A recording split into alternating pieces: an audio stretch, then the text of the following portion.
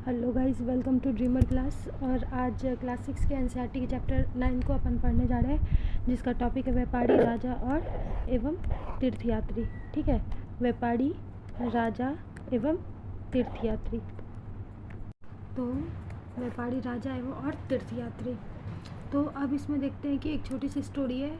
उस स्टोरी को अपन देखते हैं कि क्या लिखा है। बाजार में घूमती जागिनी। जागिनी अपने गांव के मेले के आसपास लगाए बैठी थी। ठीक है, जागिनी अपने गांव के मेले को आस लगाए बैठी थी। स्टील के चमकदार बर्तन, रंग बिरंगी प्लास्टिक की बाल्टियाँ, शौक रंगों के फूलों के प्रिंटों वाले कपड़े, चाबी से जलने वाली मज़ेदार खिलौने उसे बहुत अच्छे लगते थे। इन चीज़ों को बेचने वाले दुकानदार बसों और ट्रकों पर आते थे और रात को अपना सामान समेटकर वापस चले जाते थे। जागिनी को हैरानी होती थी कि ये लोग हमेशा इस तरह क्यों घूमते रहते हैं। उसकी माँ ने बताया कि वे लोग व्यापारी हैं। वे चीज़ों को उन जगहों से खरीदते थे जहाँ ये बनाए जाते थे और फिर उन्हें मेलों में बेचते थे। तो जागिनी को ना मतलब मेला उला जाती थी तो क्या होता था ना, ये देखती थी कि कैसे आते हैं लोग और सामान दिन में बेचते हैं, फिर रात में पैक करके चले जाते हैं। तो उसको बहुत कन्फ्यूज़न होने लगा। ये सोचने लगी आखिर ये कहाँ जाते हैं, क्या करते हैं। तो फिर इसकी माँ बोली कि वो क्या करते हैं, व्यापार करते हैं, सामान खरीदते हैं, बेचते हैं। ठीक है, अब है छोटी सी स्टोरी है व्यापार और व्यापारियों के बारे में जानकारी। अध्याय 8 में तुमने उत्तर के काले पॉलिश वाले बर्तनों के बारे में पढ़ा था। तो हम लोगों ने इससे पहले वाले चैप्टर में पढ़ा था ना, काले पॉलिश वाले बर्तन के बारे में। ये खूबसूरत बर्तन, खास तौर से इनकी कटोरियाँ तथा थैलियाँ इस उपमहाद्वीप के अनेक पुरास्थलों से मिले हैं। सवाल उठता है कि इन जगहों पर ये बर्तन कैसे पहुंचते होंगे। ऐसा अनुमान लगाया जाता है कि जहां ये बनते थे वहां से व्यापारी इन्हें ले आकर अलग अलग जगहों पर बेचते थे। तो कहने का मतलब है कि जहाँ पे बनता है और वहीं पे व्यापारी लोग जाते हैं, वहाँ से सामान खरीदते हैं, फिर दूसरी जगह जा कर के बेचते हैं। ठीक है, जैसे कि दक्षिण भारत में सोना मसाला, खासतौर काली मिर्च तथा कीमती पत्थर के लिए प्रसिद्ध है। और रोमन साम्राज्य में बहुत ही इसको काला सोना बोला जाता था। ठीक है, काली मिर्च को क्या कहा जाता था, रोमन साम्राज्य में काला सोना बोला जाता था। व्यापारी इन सामानों को समुद्री जहाज़ों और सड़कों के रास्ते कहाँ लेके जाते थे, रोम पहुँचाते थे। दक्षिण भारत में अनेक रोमन सोने के सिक्के मिले हैं। इससे यह अंदाज़ा लगाया जाता है कि उन दिनों रोम के साथ बहुत अच्छा व्यापार चल रहा था। व्यापार से जुड़ी ये एक कविता है कि वो इस कविता में बता रहे हैं कि कहाँ कहाँ का क्या क्या फेमस है, जैसे कि हिमालय का रत्न और सोना और दक्षिण सागर के मोती, पूर्वी सागर के मूंगे। तो बता रहे कि यहाँ ऐसे ऐसे चीज़ है। कुछ नहीं, बस एक छोटी सी स्टोरी है। ठीक, आगे देखो। व्यापारियों ने कई समुद्री रास्ते खोज निकाले। इनमें से कुछ समुद्र के किनारे चलते थे और कुछ अरब सागर और बंगाल की खाड़ी पार करते थे। नाविक जो सामान वगैरह लेके जाते थे तो उसके लिए फ़ायदा होता था। कौन से हवा, जैसे शिप पे जा रहे तो शिप पे जैसे अगर उल्टा हवा चलेगा तो शिप उलट जाएगा। तो इसके लिए जो बेस्ट सीज़न होता था वो होता था दक्षिणी पश्चिमी मानसून। कौन सी होती थी, दक्षिणी पश्चिमी मानसून को बहुत पसंद करते थे। ठीक है, समुद्री तटों से लगे राज्य। देखो, इस उपमहाद्वीप के दक्षिण भाग में बड़ा तटीय प्रदेश है। इनमें बहुत से पहाड़, पठार और नदी के मैदान हैं। नदियों के मैदानी इलाकों में कावेरी का मैदान सबसे उपजाऊ है। मैदानी इलाकों तथा तटीय इलाकों के सरदारों और राजाओं के पास धीरे धीरे काफ़ी संपत्ति और शक्ति हो गई है। संगम कविताओं में जैसे मूवेंदार की चर्चा मिलती है। अगर संगम कविता अभी जो ऊपर लिखी थी तो उसमें एक जिक्र मिलता है, चर्चा मिलता है मूवेंदार का। तो मूवेंदार का मतलब क्या होता है, तमिल शब्द है जिसका अर्थ है तीन मुखिया। क्या होता है, तीन मुखिया। इसका प्रयोग तीन शासक परिवार मुखिया के लिए किया जाता था।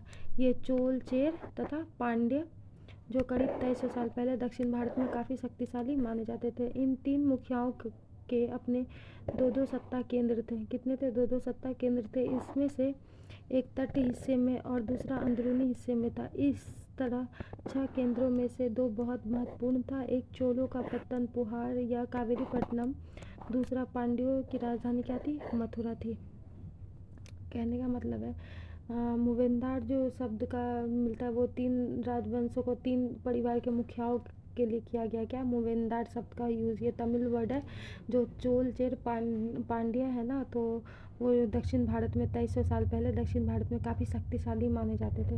इन तीनों मुखियाओं के अपने 2-2 सत्ता केंद्र थे। कितने? 2-2 सत्ता केंद्र थे। इसमें एक तट हिस्सा और दूसरा अंदरूनी हिस्सा था। मतलब तीनों मुखियाओं के जो अपने अपने 2-2 सत्ता केंद्र थे, तो एक तट से लगा था, जो पानी उन्हीं से तट से लगा होगा। एक अंदरूनी हिस्से में अपना केंद्र में मेन सेंट्रल पार्ट बनाया होगा। इस तरह 6 केंद्र हो गए। अब देखो 3 है, 3 के कितने हो गए? 2-2 सत्ता केंद्र हो गए। 3 गुने 2 कर दो, कितने हो जाएंगे? 6। तो 6 केंद्रों में 2 बहुत महत्वपूर्ण थे। जैसे कि 2 बहुत महत्वपूर्ण थे, जैसे चोलों का पोर्ट था। कौन सा? पुहाड़िया कावेरीपट्टनम। कौन सा चोल का? पुहाड़िया कावेरीपट्टनम। दूसरा था पांडे, जिसकी राजधानी क्या थी? मदुरै। ये मुखिया लोगों से नियमित कर के बजाय उपहारों की मांग करते थे। क्या करते थे? ये टैक्स के बदले में बोलते थे उपहार की मांग करते थे। कभी कभी ये सैनिक अभियानों पर भी निकल पड़ते थे और आसपास के इलाकों से शुल्क वसूल कर लेते थे। इनमें से कुछ धन वे अपने पास रख लेते थे, बाकी अपने समर्थकों, नाते रिश्तेदारों, सिपाहियों और कवियों के बीच बांट देते थे। अनेक संगम कवियों ने उन मुखियाओं की प्रशंसा की कविताएं लिखी है, जो उन्हें कीमती क्या करते थे? जवाहरात, सोने, घोड़े, हाथी, रथ, सुंदर कपड़े दिया करते थे। मतलब वो लोग बहुत ही ज़्यादा प्रशंसा, जिसको कुछ ज़्यादा अच्छा तोहफा मिल जाता तो बोलते ना, हाँ मेरे को ये दिया, तो वही वो लोग प्रशंसा करते थे। इसके लगभग 200 वर्षों के बाद पश्चिम भारत में सातवाहन नामक राजवंश का प्रभाव बढ़ गया। इसके बाद क्या हुआ? 200 वर्षों के बाद पश्चिम भारत में क्या हो गया? सातवाहन नामक राजवंश का प्रभाव बढ़ गया। सातवाहनों का सबसे प्रमुख राजा कौन था? राजा गौतमीपुत्र श्री सातकर्णी था। उसके बारे में हमें उसकी माँ गौतमी बलश्री द्वारा प्रदान किए गए एक अभिलेख से पता चलता है। वह और अन्य सभी सातवाहन शासक दक्षिणापथ के स्वामी कहे जाते थे। तो सातवाहन शासक को क्या कहा जाता है? दक्षिणापथ के स्वामी कहा जाता है। और उत्तर भारत और दक्षिण भारत को कनेक्ट करने वाला सेतु भी किसे कहा जाता है? ये सातवाहन राजवंश को ही कहा जाता है। दक्षिणापथ का शाब्दिक अर्थ क्या है? दक्षिण की ओर जाने वाला रास्ता। और पूरे दक्षिण के लिए क्षेत्र के लिए यही नाम प्रचलित था। श्री सातकर्णी ने पूर्वी, पश्चिमी तथा दक्षिण तटों पर अपनी सेनाएं भेजी। रेशम माड़ की कहानी। कीमती चमकीले रंग और चिकनी मुलायम बनावट की वजह से ये रेशम कपड़े अधिकांश समाज में बहुमूल्य माने जाते थे। रेशमी कपड़े तैयार करना एक जटिल क्या था? प्रक्रिया था। रेशम के कीड़ों से कच्चा रेशम निकालकर सूत कताई होती थी और फिर उससे कपड़ा बुना जाता था। देखो, रेशम का कपड़ा बनाने में बहुत डिफ़िकल्ट है।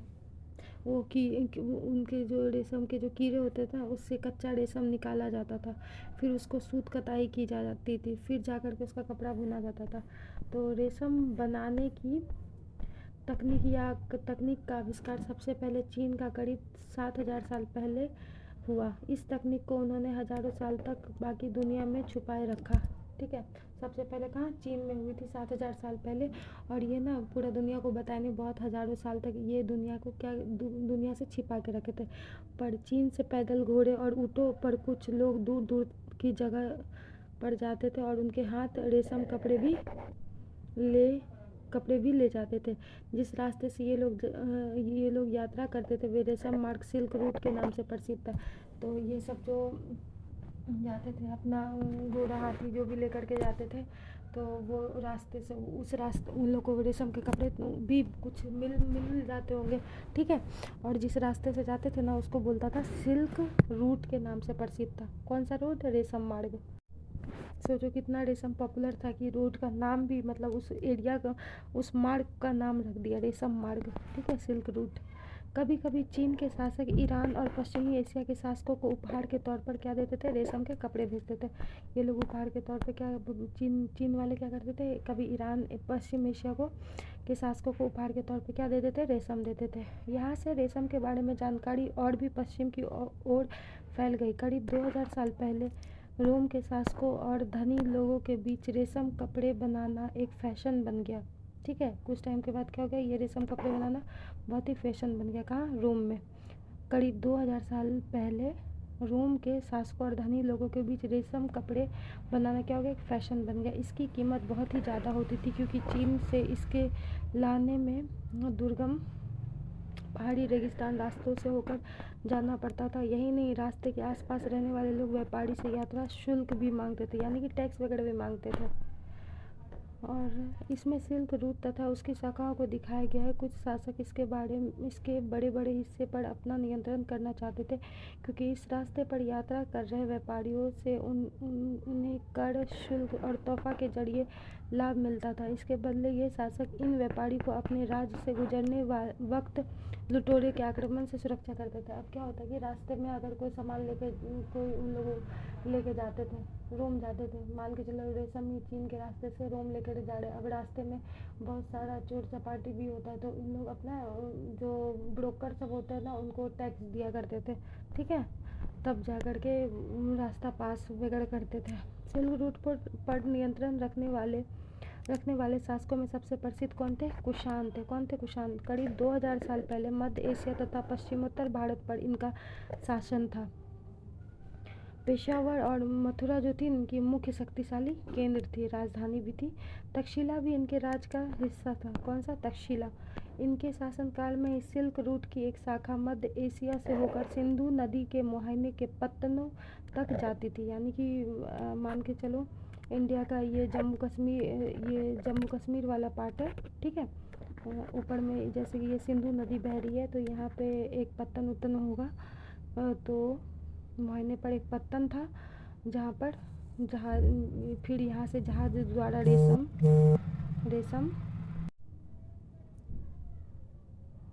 फिर यहाँ से जहाजी द्वारा रेशम पश्चिम की ओर रोमन साम्राज्य तक पहुँचाया जाता था। इस उपमहाद्वीप में सबसे पहले सोने के सिक्के जारी करने वाले शासकों में कौन था, कुषाण था। कुषाण क्या था, पहला सोने के सिक्के उन्होंने ही जारी किए थे। सिल्क रूट पर यात्रा करने वाले व्यापारी इनका उपयोग किया करते थे, ठीक है, इस सिक्के का उपयोग किया करते थे। बौद्ध धर्म का प्रसार। कुषाणों का सबसे प्रसिद्ध राजा कौन था, कनिष्क था। उसने करीब 1900 साल पहले शासन किया।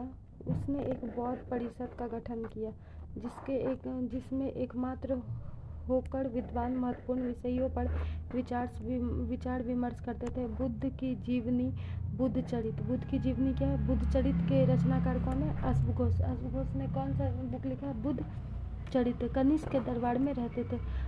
अश्वघोष तथा अन्य बौद्ध विद्वान ने अब संस्कृत में लिखना शुरू कर दिया। इस समय बौद्ध धर्म की एक नई धारा महायान का विकास हुआ। इसकी दो प्रमुख विशेषताएं थी। पहले, मूर्तियों में बुद्ध की उपस्थिति सिर्फ कुछ संकेतों के माध्यम से दर्शाई जाती थी, ठीक है। मिसाल के तौर पर उनका निर्माण प्राप्ति को पीपल के पेड़ के मूर्ति द्वारा दर्शाया जाता था, पर अब बुद्ध की प्रतिमाएं बनाई जाने लगी। इनमें से अधिकांश मथुरा में है तो कुछ तक्षशिला में बनाई गई। दूसरा परिवर्तन बोधिसत्व में आस्था को लेकर आया। बोधिसत्व उन्हें कहते जो ज्ञान प्राप्ति के बाद एकांतवास करते हुए ध्यान साधना कर सकते थे, लेकिन ऐसा करने के बजाय वे लोगों को शिक्षा देने और मदद करने के लिए सांसारिक परिवेश में ही रहना ठीक समझने लगे। धीरे धीरे बोधिसत्व की पूजा काफ़ी लोकप्रिय हो गई और पूरे मध्य एशिया, चीन और बाद में कोरिया तथा जापान तक भी फैल गई। बौद्ध धर्म का प्रसार पश्चिमी और दक्षिणी भारत में हुआ, जहां बौद्ध भिक्षुओं के रहने के लिए पहाड़ों में दर्जनों गुफाएं खोदी गई, ठीक है। सांची का स्तूप की एक मूर्ति है, ये चित्र दिखाया गया है। यहाँ इस वृक्ष और उसके नीचे खाली आसन को देखो। मूर्तिकारों ने ये बताने के लिए खुदाई करके यह मूर्ति बनाई गई कि बुद्ध को ज्ञान की प्राप्ति इस वृक्ष के नीचे बैठकर हुई, ठीक है।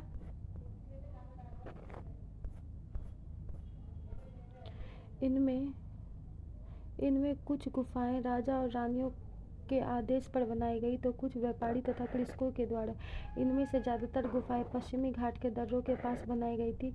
दक्कन के शहरों और तटों के समृद्ध बंदरगाहों और इन्हें जोड़ने वाली सड़कें भी इन्हीं दर्रों से होकर गुजरती थी। ऐसा लगता है कि यात्रा करने वाले व्यापारी इन गुफाओं वाले मठों में विश्राम के लिए रुकते थे। बौद्ध धर्म दक्षिण पूर्व की ओर श्रीलंका, म्यांमार, थाईलैंड और इंडोनेशिया सहित दक्षिण पूर्व एशिया के अन्य भागों में फैला।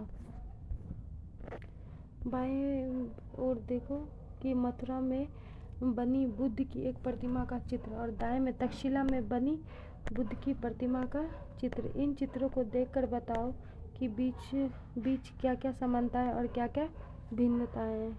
देखो,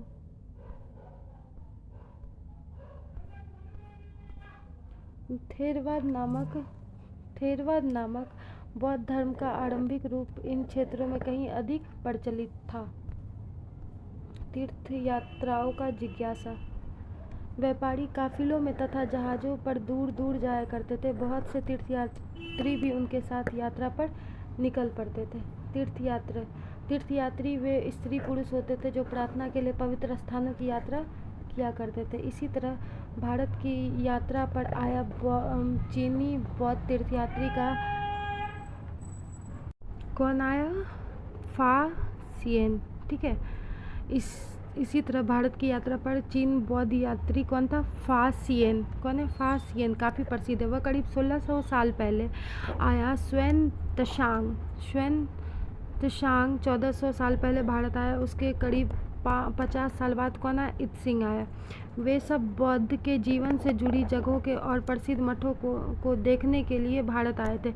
इनमें से प्रत्येक यात्री ने अपने यात्रा का वर्णन लिखा है। इन्होंने अपने यात्रा के दौरान आई मुश्किलों के बारे में भी लिखा है। इन यात्राओं में कई वर्ष लग जाया करते थे। जिन देशों और मठों को उन्होंने देखा उनके बारे में उन्होंने लिखा है कि उन किताबों के बारे में भी उन्होंने लिखा जिन्हें वे अपने साथ ले गए। देखो, फासियन चीन वापस कैसे लौटा। फासियन ने अपने घर चीन वापस लौटने के लिए अपनी यात्रा बंगाल से शुरू की।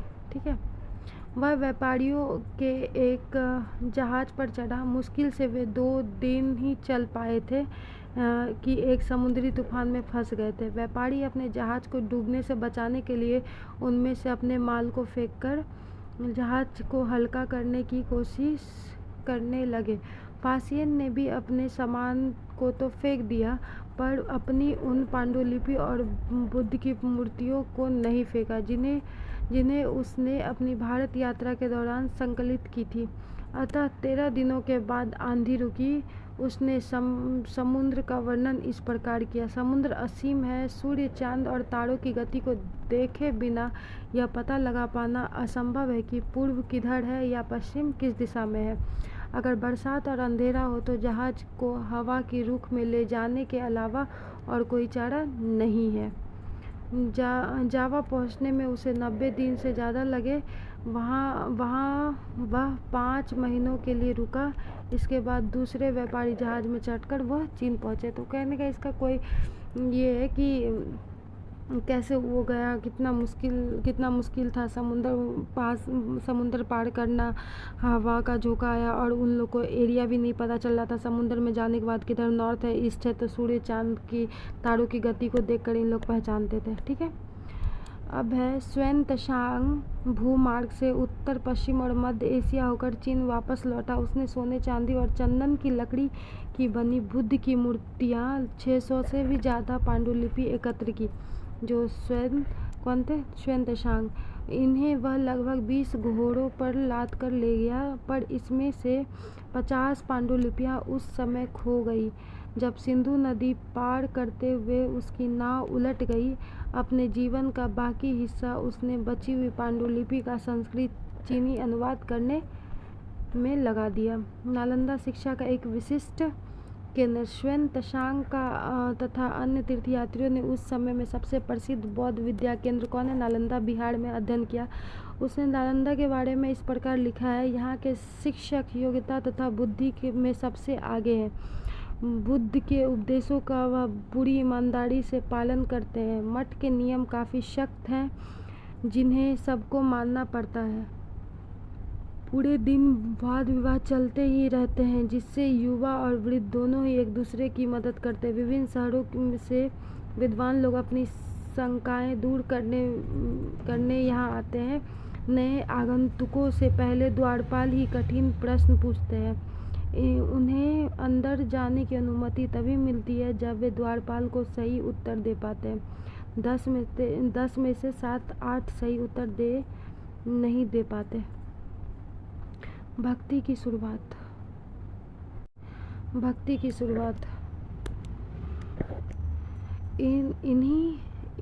इन्हीं दिनों देवी देवताओं की पूजा का चलन भी शुरू हुआ। बाद में हिंदू धर्म का भी प्रमुख पहचान बन गई।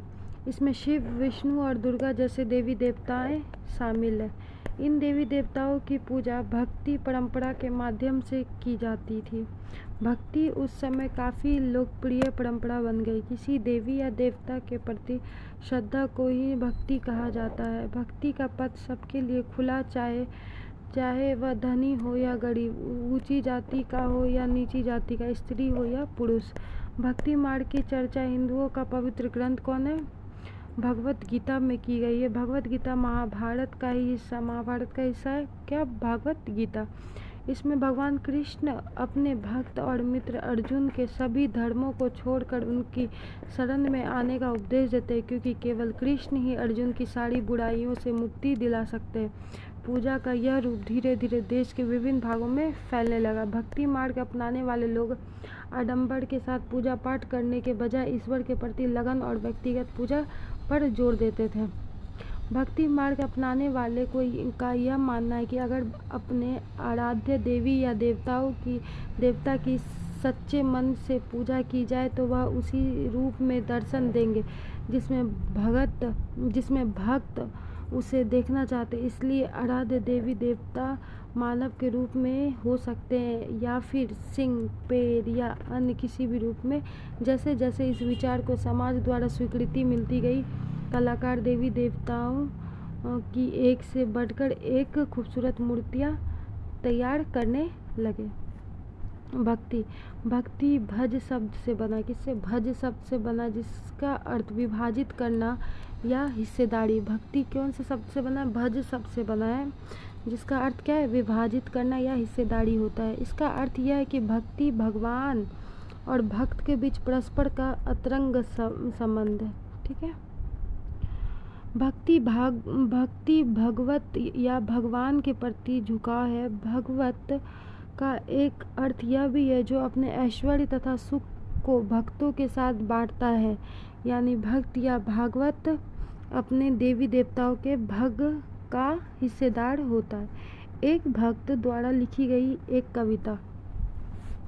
अधिकांश भक्ति साहित्य हमें यह बताती कि धन, ऐश्वर्य या ऊंचे पद के जरिए कभी ईश्वर से आत्मीयता नहीं बन सकती।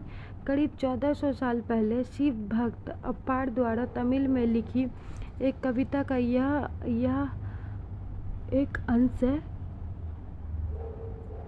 अप्पार एक वेल्लाल था, नष्ट होते अंगों वाला कुष्ठ रोगी, ब्राह्मणों की नज़र से निचली जाति का व्यक्ति, कूड़ा करकट कठोर कर अपनी जीविका चलाने वाला इंसान।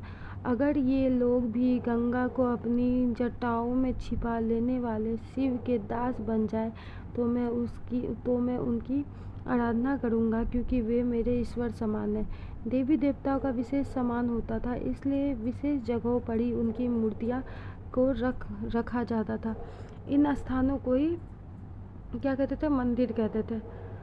भक्ति परंपरा ने चित्रकला, शिल्पकला और स्थापत्य कला के माध्यम से अभिव्यक्ति की प्रेरणा दे दी। हिंदू शब्द इंडिया शब्द की तरह सिंधु या इंडस से निकलती है। यह शब्द अरबों तथा ईरानियों द्वारा उन लोगों के लिए उपयोग किया जाता है जो सिंधु नदी के पूर्व में रहते थे। यह शब्द उनके धार्मिक विश्वास तथा सांस्कृतिक परंपराओं के लिए भी प्रयुक्त होता था। अन्यंत्र में देखते हैं, करीब 2000 साल पहले पश्चिमी एशिया में ईसाई धर्म का उदय हुआ। कब? 2000 साल पहले। ईसा मसीह का जन्म बेथलेहम में हुआ, जो उस समय रोमन साम्राज्य का हिस्सा था। ईसा मसीह ने स्वयं को इस संसार का उद्धारक बताया। ये लाइन क्या बोल रहा है? ईसा मसीह ने स्वयं को, खुद को ही क्या बताया? संसार का उद्धारक बताया। उन्होंने दूसरे को प्यार देने और उसी तरह दूसरों पर विश्वास करने का उपदेश दिया, जिस तरह हर व्यक्ति दूसरे से प्यार और विश्वास की उम्मीद करता है। बाइबल में ईसा मसीह के उपदेश की बातें लिखी है। यहाँ एक अंश दिया गया है। धन्य है वे लोग जो धर्म और न्याय के लिए भूखे प्यासे रहते हैं, उनकी कामनाएं पूरी होंगी। जो दयालु हैं वे धन्य हैं, क्योंकि उन्हें दया मिलेगी। धन्य हैं वे जो दिल से पवित्र हैं, क्योंकि वे ईश्वर के दर्शन कर सकेंगे। धन्य हैं वे जो शांति स्थापित करते हैं, वही ईश्वर की संतान कहलाएंगे। ईसा मसीह के उपदेश साधारण लोगों को बहुत पसंद आए और धीरे धीरे यह पश्चिमी एशिया, अफ्रीका तथा यूरोप में फैल गया। ईसा मसीह की मृत्यु के 100 सालों के अंदर